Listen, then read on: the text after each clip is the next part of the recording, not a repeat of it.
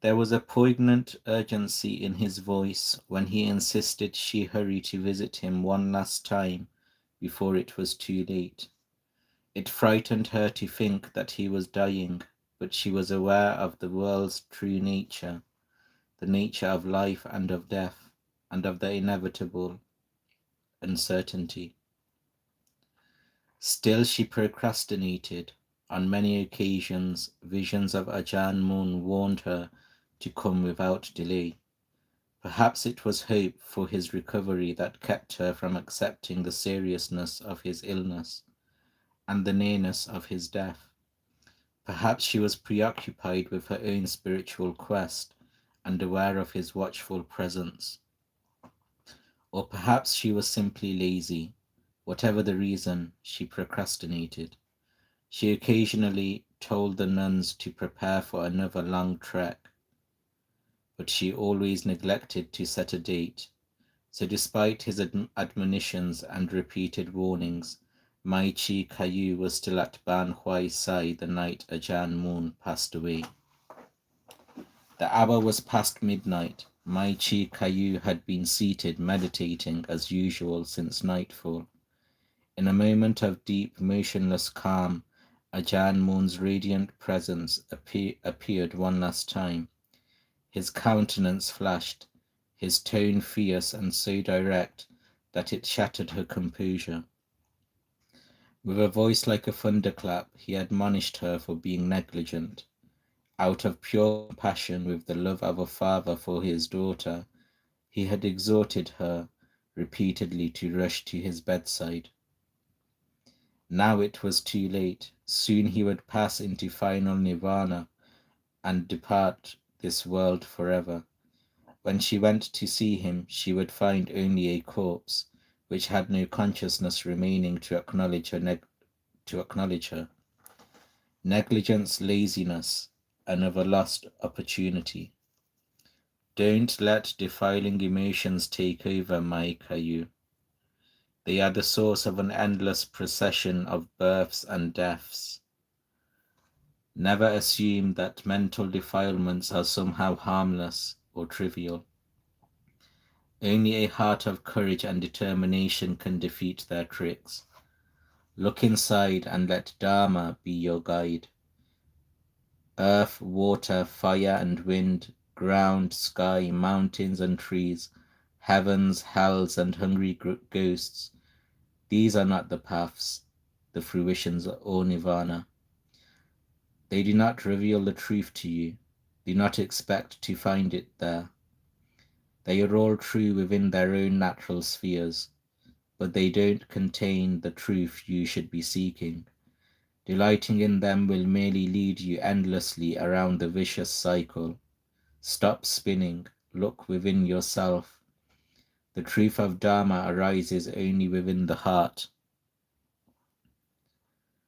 It shines only within the heart, like the full moon in a cloudless sky. Long before the first light of dawn, Mai Chi Kayu withdrew from samadhi meditation with a cold sweat clinging to her white robes. She was tired and disheartened. She felt a hole in the bottom of her heart.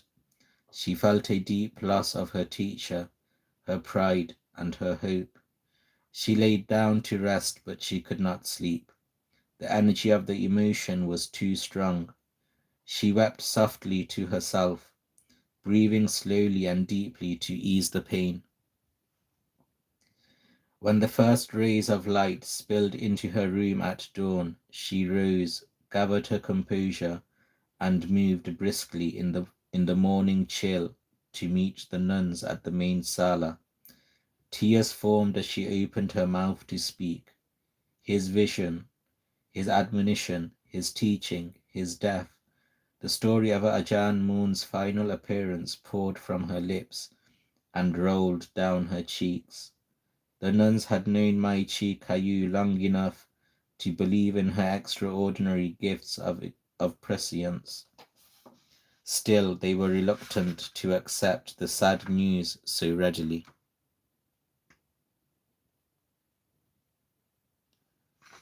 Peace be upon you. No, I didn't come to Korean YouTube. Peace be upon you.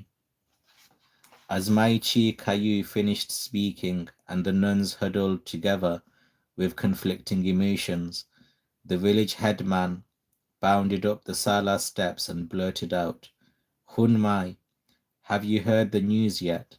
Have you heard the news?" He took a deep breath and exhaled slowly, and said almost in a whisper, "Ajahn Moon passed away last night in Sakon Nakhon. I heard it on the radio just a few minutes ago. They said he died late in the night at 2:23 a.m.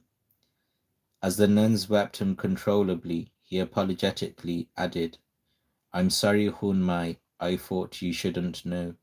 I, I'm sorry, Hun Mai, I thought you should know." Ajahn Moon died on November 10, 1949, 2 days after Mai Chi Kayu's 48th birthday. By the time his funeral ceremony was held in late January, she had already travelled once to Sakon Nakhon to pay her respects. Kneeling before his casket, its entire front panel made of glass, she gazed upon his lifeless remains and felt a twinge of remorse.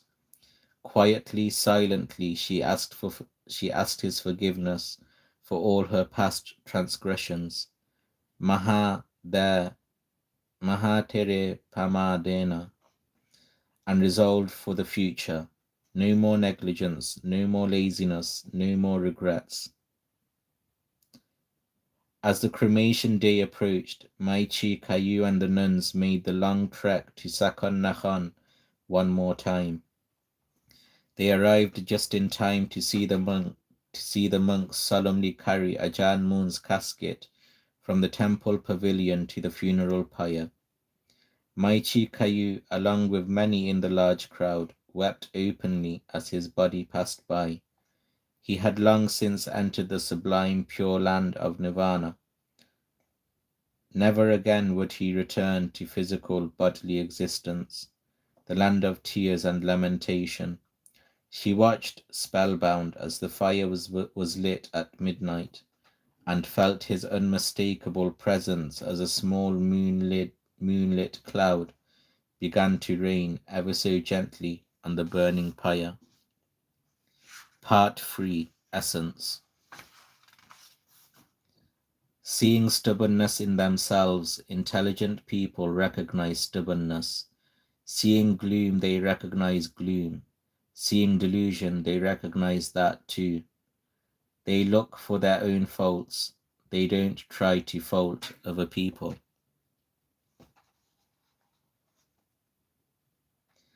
Intersecting karmic paths. Mai Chi Kaew redoubled her efforts. She always started her meditation with a resolve to direct her focus inward and hold it there, to fix it in her heart. But focusing inward for Mai Chi Kaew meant going into a mental freefall. As soon as she closed her eyes, the bottom dropped away, and she felt herself falling into space as though she were falling from a cliff or down into a well. Fragmented images flashed by for a few moments, and then utter stillness, calm, contentment.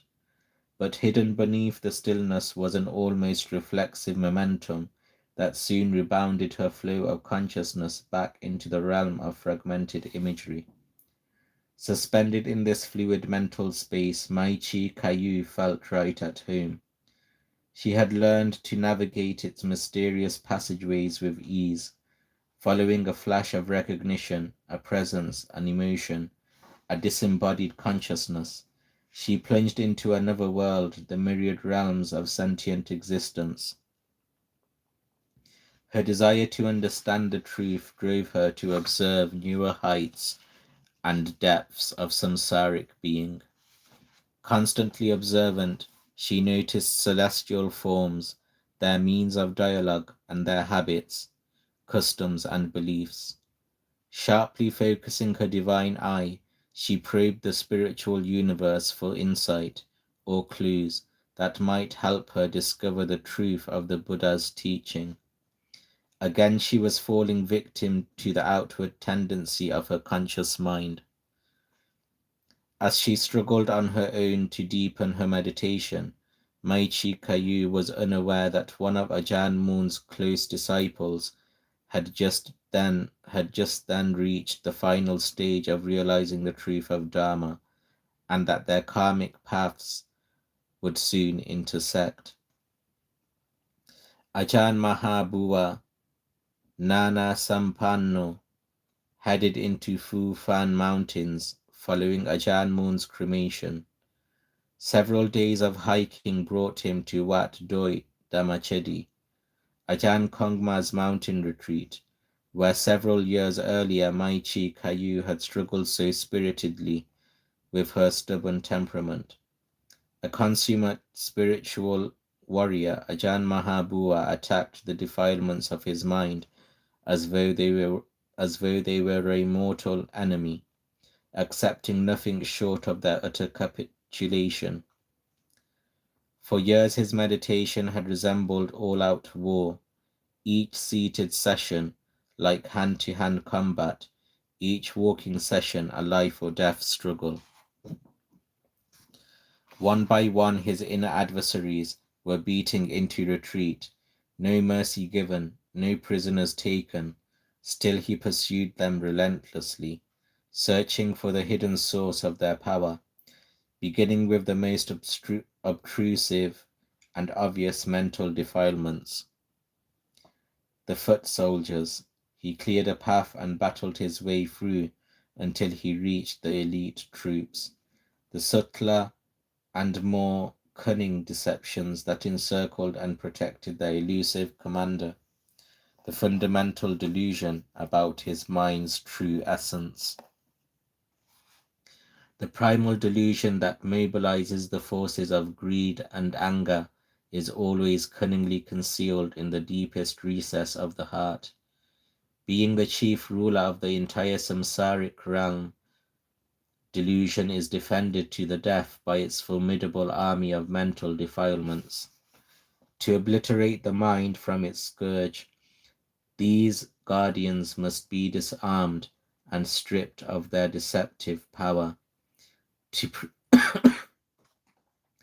To breach the ramparts of his own fundamental delusion, Ajahn Mahabua rallied his own supreme forces, mindfulness and wisdom, and lay siege to delusion's inner sanctum, confronting the defenses with mindfulness and disabling them with wisdom. His forces methodically closed in on the enemy stronghold.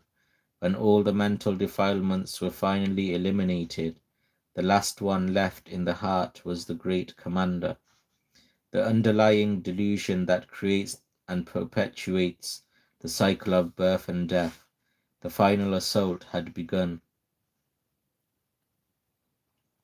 With a lightning strike of extraordinary power and brilliance, the last vestiges of delusion were destroyed, causing the entire edifice of samsaric existence to collapse and disintegrate, leaving the mind's true essence absolutely pure and free of all defilement. Another fully enlightened arahant had arisen in the world. In that same year following the annual rains retreat, Chee Kaew's meditation was witnessed to a prophetic vision of the moon and its surrounding stars falling from the sky. She interpreted the vision to mean that an exceptional meditation teacher, followed by a group of gifted disciples, would soon arrive at Ban Huai Sai. She became very excited, convinced by the nature of her vision that this monk would be the meditation teacher Ajahn Mun told her about many years before. Chee Kaew confidently informed the other nuns that the coming year would see the arrival of a group of Dhutanga monks led by a great meditation master.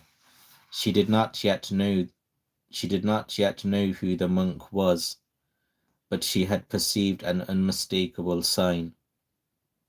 She compared his coming to the time Ajahn Mun brought a group of monks to Ban Huai Sai when she was a young girl. In the following months, just as she predicted, several groups of Dutanga monks came and went. With hope and anticipation, Maichi Kayu walked to their forest encampment to greet them and pay her respects, but each time she left disappointed, certain that they were not the monks represented in her vision. In January 1951, Ajahn Mahabua wandered down from the Fufan Mountains, leading a group of Dutanga monks. They camped in the thickly wooded foothills to the north of Ban Huai Sai. They camped under trees, in caves, on mountain ridges, and under overhanging cliffs, living simply and practicing meditation in the traditional Dutanga fashion. Ajahn Mahabua chose to stay in a cave on the gently sloping crest of a mountain ridge, well over a mile from the village centre. He took residence in Nok An Cave, with a lone novice as his attendant.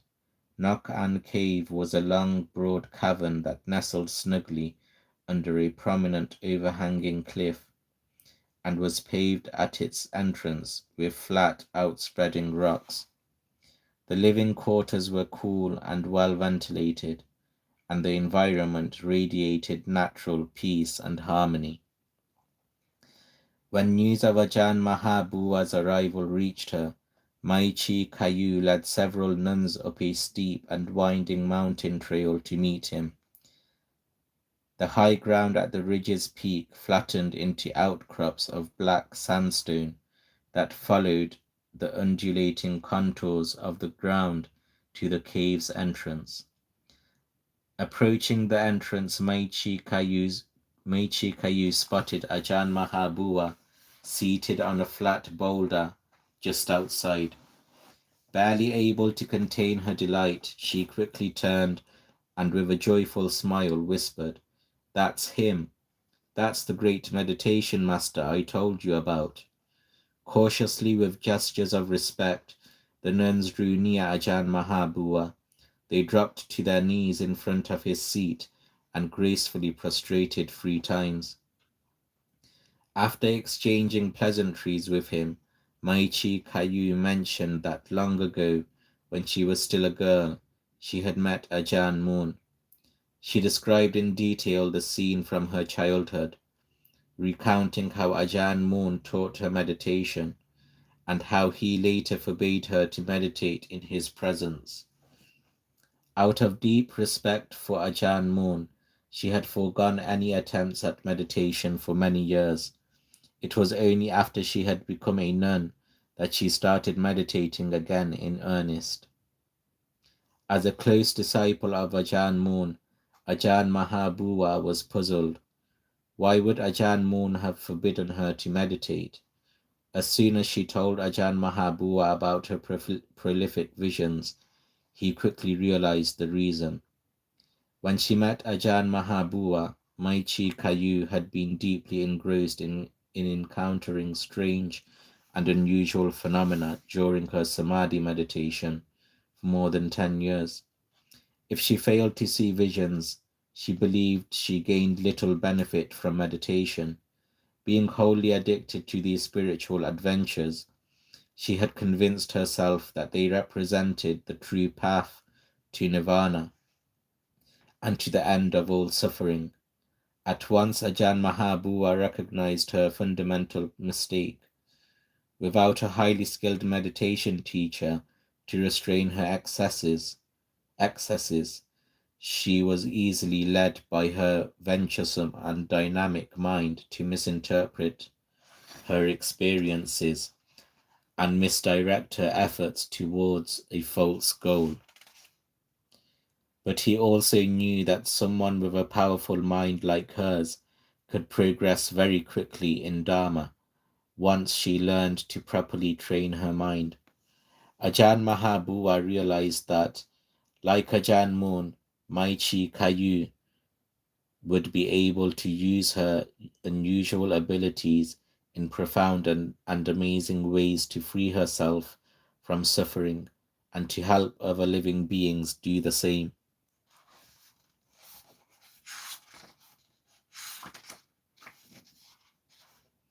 From that time on, chee Kaew regularly visited Ajahn Mahabua at his mountain retreat. Once a week, late in the afternoon, on lunar observance days, she and the nuns of Ban Huai Sai ascended the winding mountain trail to pay their respects to Ajahn Mahabua and then to hear him deliver an inspirational discourse on Dharma.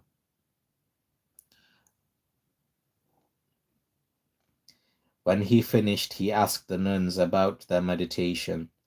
Every time Ajahn Mahabua questioned chee Kaew, she spoke only of the extraordinary phenomena, the variety of ghosts and disembodied spirits she encountered. Her extensive travels in the heaven and hell realms gave her first-hand knowledge of the various beings that lived there. She described the ghosts' mental states and life circumstances in detail, and how their previous karma resulted in their birth to these realms. It was apparent that chee Kaew was captivated by these strange visions and the unusual knowledge they revealed. This worried Ajahn Mahabua. He was astonished by her extraordinary psychic abilities, but realized that she did not yet have sufficient control over her mind to meditate safely on her own. Instead of sending her attention out to perceive external phenomena, he wanted her to learn how to keep it firmly focused within her own body and mind. Only by keeping her awareness firmly centered inside could she overcome the mental defilements that were preventing her from taking her meditation to a higher level.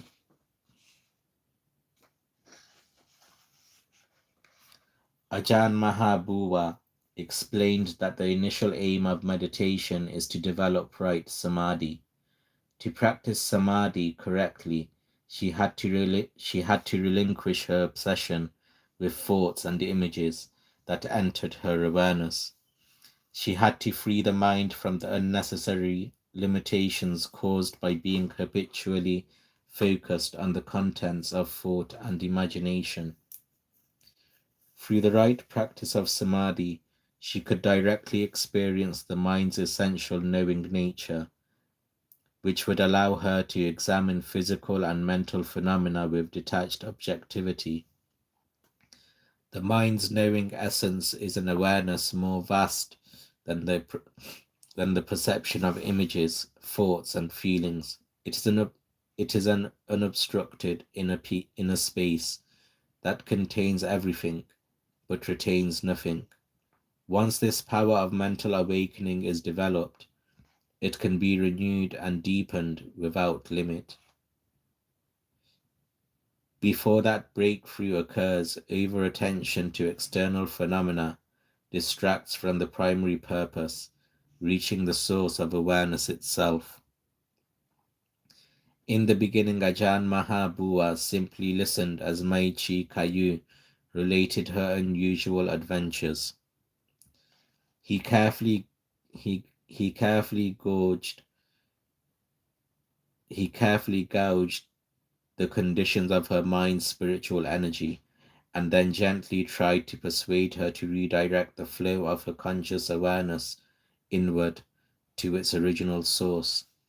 He repeated that consciousness is a function of mind, not the essence of mind. She must let go of consciousness and its conditioned awareness to let the mind's true essence shine forth.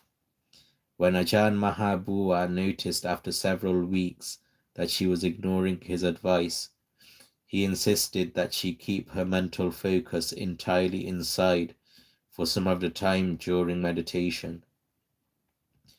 She could still direct her awareness to observe external phenomena from time to time, but she must also force it to stay at home at other times. That's all for today, guys. Peace be upon you.